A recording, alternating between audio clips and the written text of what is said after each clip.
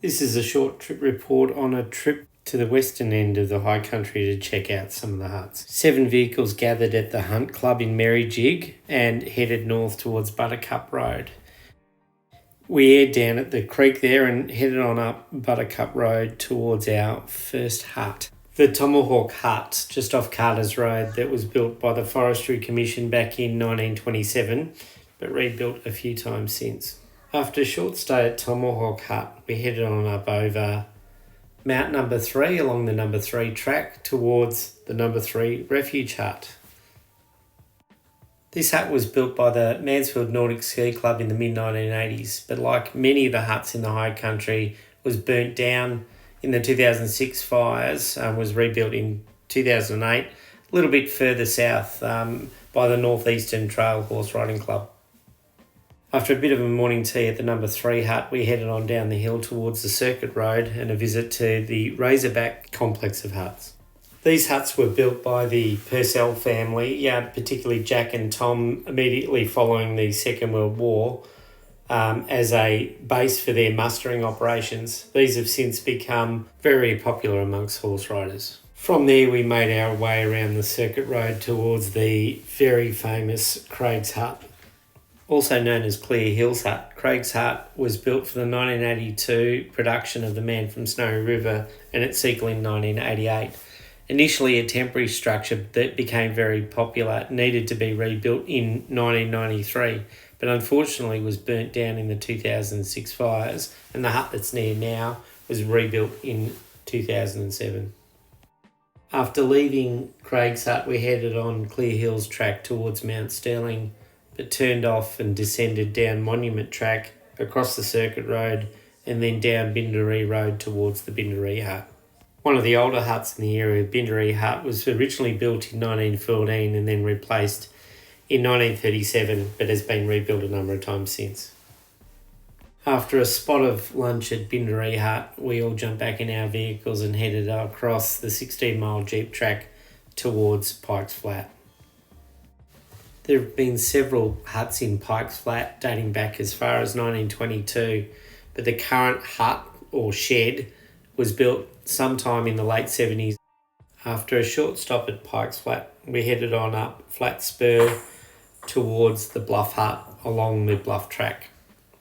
The Bluff Hut, one of the more iconic huts in the high country, was built by the Stonies back in the 1950s following the Second World War. But again, this one burnt down in 2006 and was replaced in 2007. After a short stop at Bluff Hut, we headed further up Bluff Track towards Lovick's Hut, built in the 1960s by the Lovick's family. It was at Lovick's Hut that we decided to make camp for the night. Nestled in amongst the snow gums, we set up a few tarps as the inclement weather started coming in, and built a couple of fires and settled in for the evening. The next morning we woke up in the clouds to a beautiful morning with the sounds of horses in the background. We wandered over to Lovick's Hut where there was a commercial horse riding group. We had a good yak to them, had a good pat of the horses, and then we were off for the day. After leaving Lovick's Hut, we headed up towards King Billy and then on to the King Billy track, where we discovered a nice hole in the track.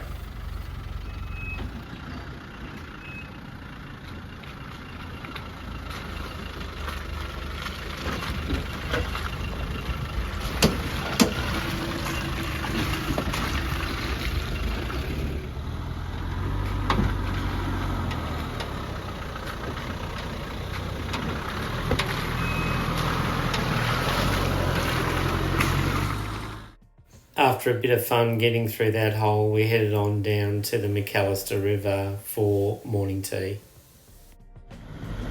After morning tea, we headed on up the switchbacks from King Billy towards Mount Howard, where we stopped at the magnificent rockfall that comes across the road there. Once at the top of the switchbacks, we were onto the Howard High Plains, and we headed down Harseeker Spur towards the Howard Plains Hut.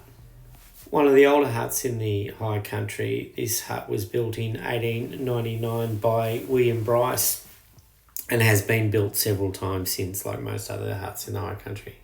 After a short stay at the Howard Plains hut, we're off again on the Howard Road, down into Kelly's Lane towards Kelly's hut.